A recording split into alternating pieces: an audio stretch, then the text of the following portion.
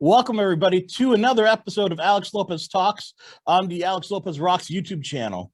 Joining me today is the amazing, and I'm going to say existential, Cera Hawkins. Cera is a tarot practitioner as well as a yoga practitioner, and I'm excited to have her on because I have so much I want to learn about both topics. I've done a little bit of, I've gotten tarot read on me before, and I've done a little bit of yoga, but the depths of it are still, I have still not explored. So I'm glad to have you on the show. Thank you for joining me. Yeah, sure. Thanks for having me on. I'm so happy to be here. I'm still learning tarot and yoga as well. It's a lifelong adventure. There's always something a little deeper that we can learn about ourselves through the practice of yoga and through the practice of tarot. So you can just jump in wherever you are. There's no prerequisites. There's no, course that you have to take to get ready. You don't have to get ready to get ready to get ready. You can just jump right in. See, that's fantastic. Now, which one were you drawn to first, tarot or yoga?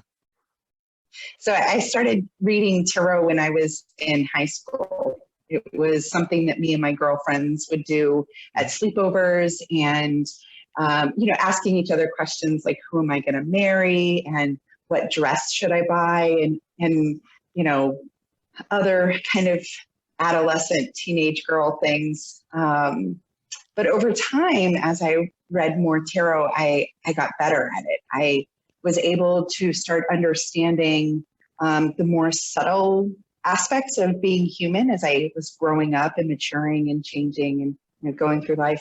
And it started to make more sense. And then tarot and then yoga kind of entered my life. And it's funny how yoga has interwoven into all of the corners of my life.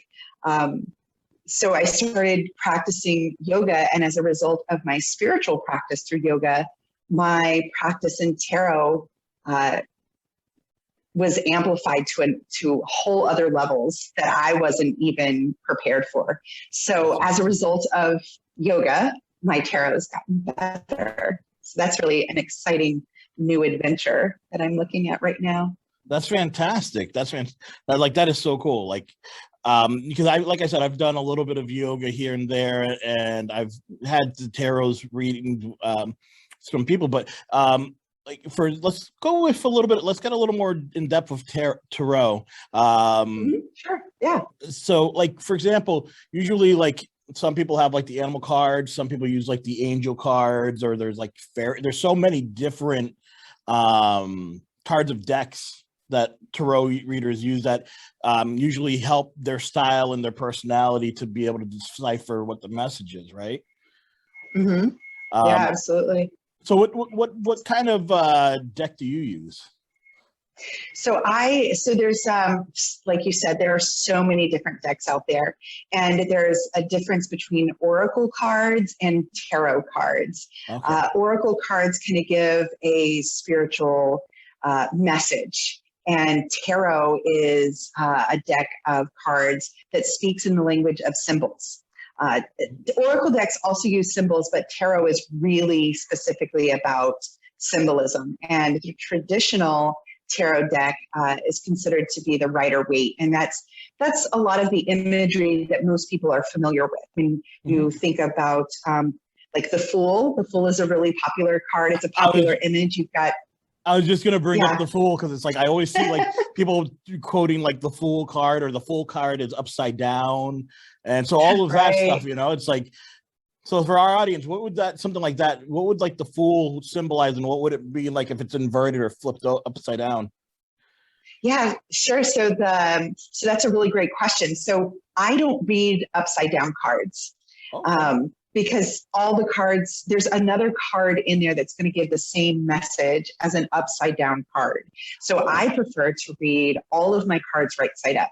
But traditionally, what an upside down card would mean is the opposite of the upright meaning of the card. So with the Fool is starting a new adventure. It's usually the card depicts someone who's younger, carefree, smiling, really excited about this life. They're looking up into the sky. Sometimes there's a butterfly that they're looking up at, and they're getting ready to step off a cliff. And so sometimes you can't decide if this is a dangerous place to be, like, oh my goodness, look out for that first step.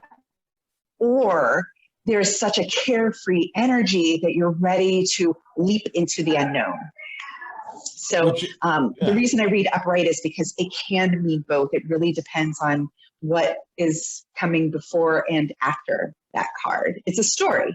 It's really about, if you think about weaving a tapestry, and you have all of these different cards and they're weaving a story together about the person, the querent, the person who's asking the question.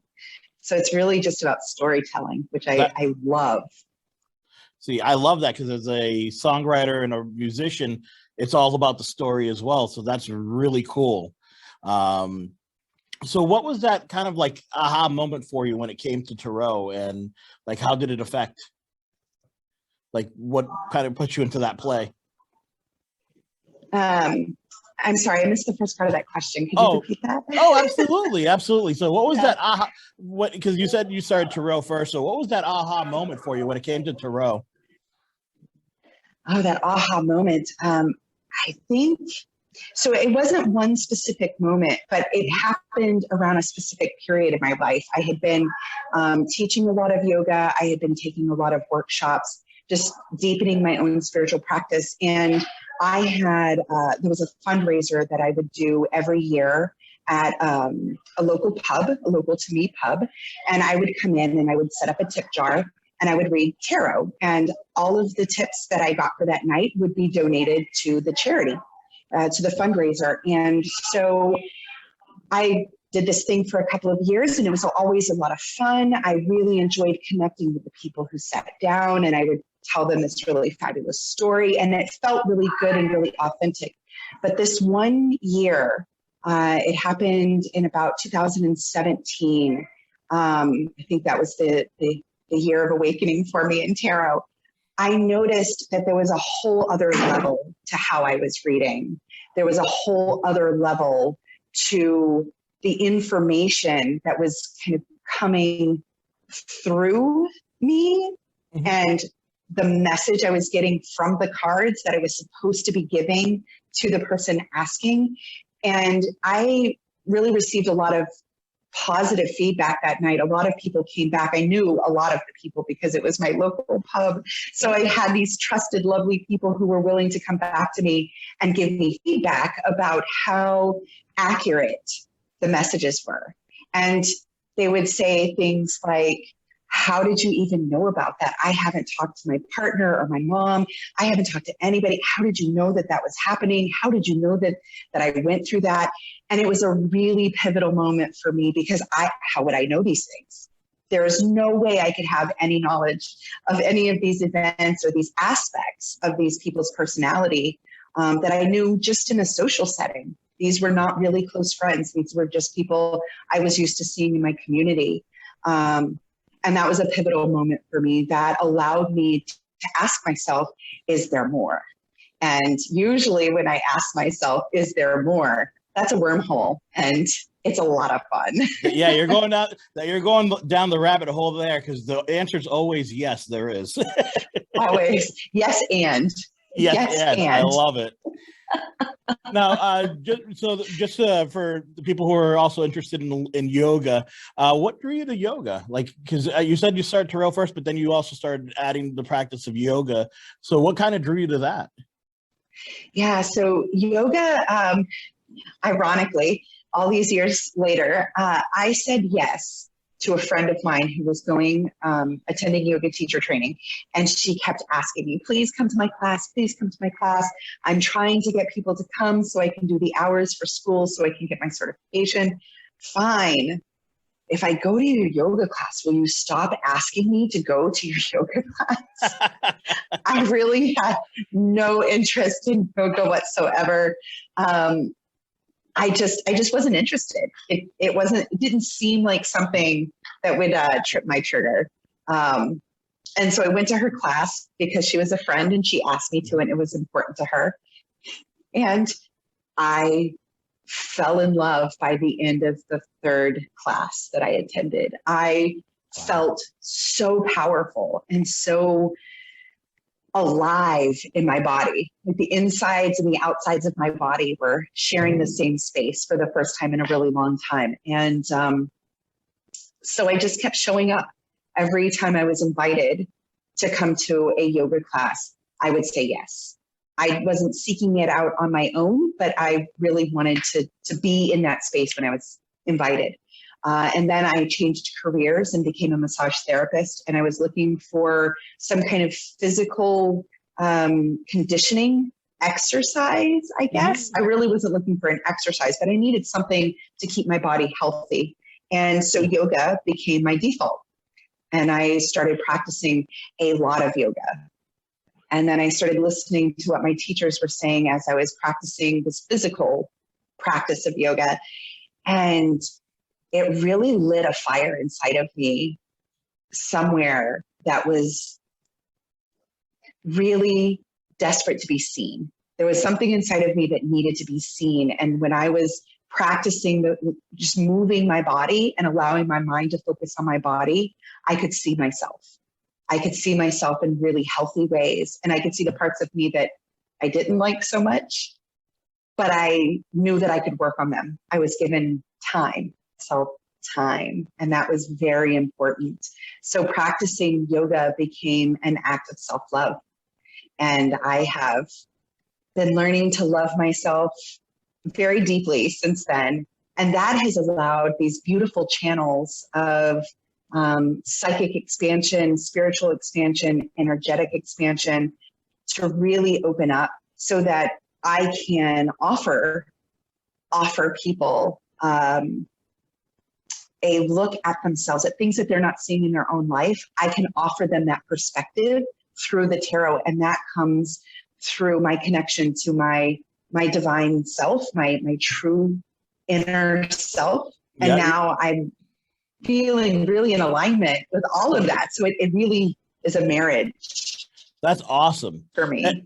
And that's wonderful, because it's like usually like when there's some sort of spiritual work, you usually tie into either sometimes both, but you tie into your inner child, and you're also tying into your higher self, because I've done Reiki and I've practiced Reiki like a little bit.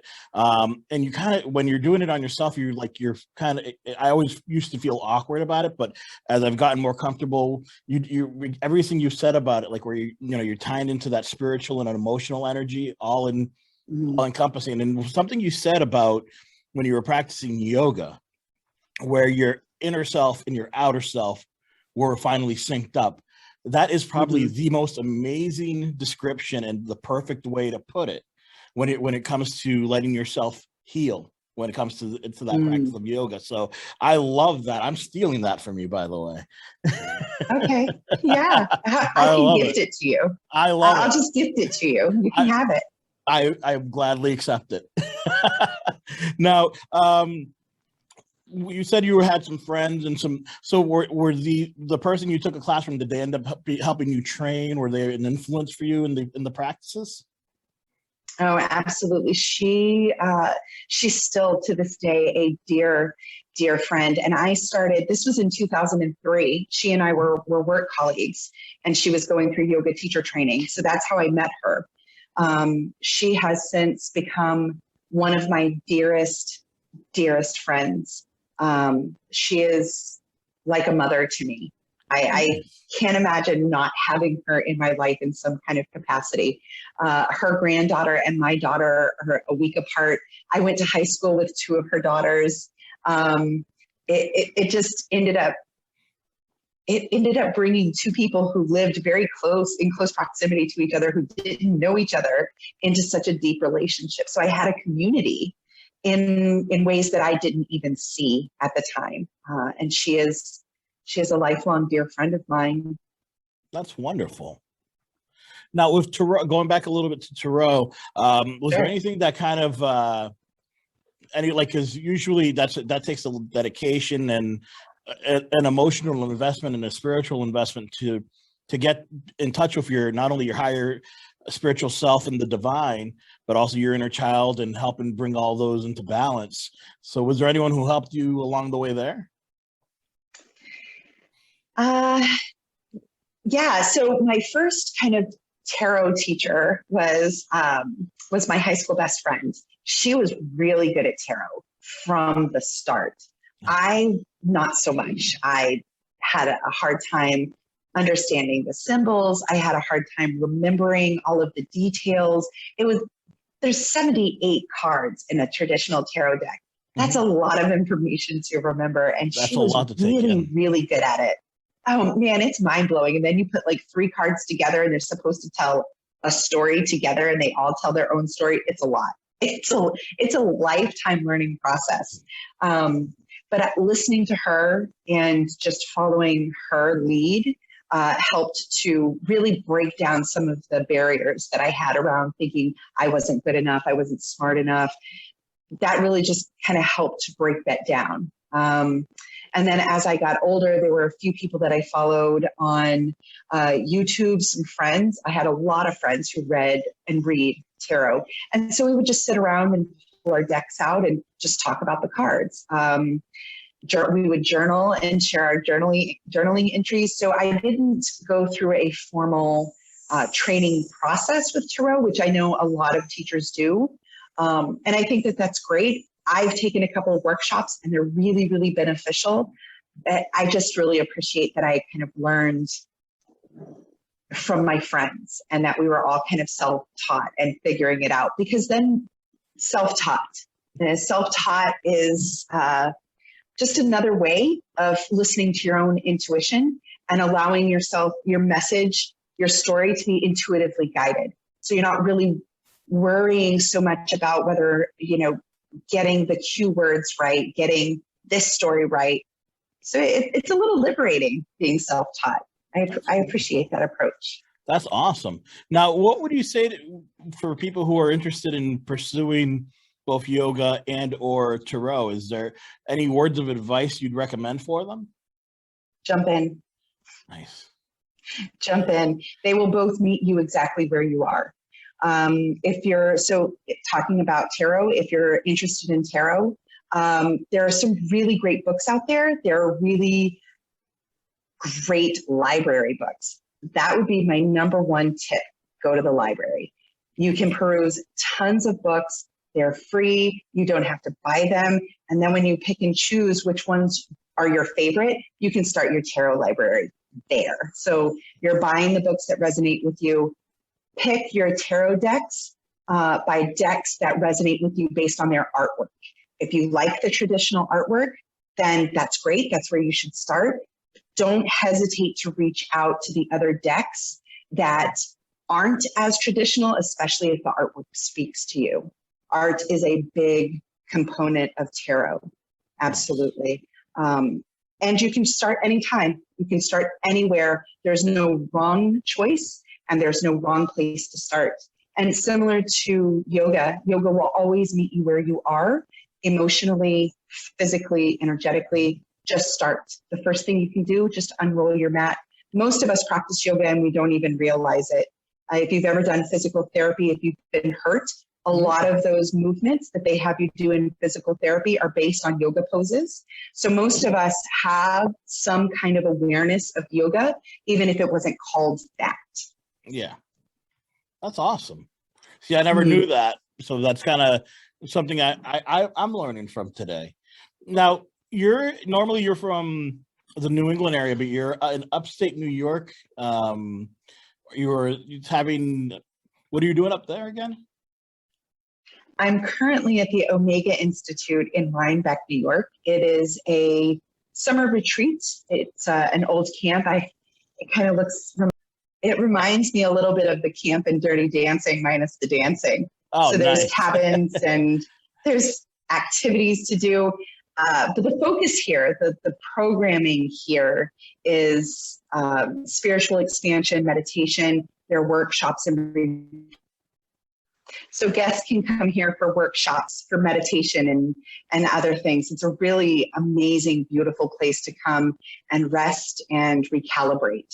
I'm doing a lot of recalibrating. I just came back to the States from a month in Costa Rica. I was teaching yoga at a yoga retreat in Costa Rica for a month, which is one of my dream jobs. I'm so excited about that. So this is my recalibration. Awesome. That's wonderful. So what was Costa Rica like? Oh, Costa Rica. Every time I go to Costa Rica, I fall more in love with it. It's beautiful. The country is absolutely stunning. The people are really, really friendly. It's easy to get around. It feels really safe. I travel. Every time I've gone to Costa Rica, I've gone on my own. I've gone on a solo trip. I've never had a problem. I always feel really safe. And it's just an easy place to travel in. And my high school Spanish is perfectly adequate.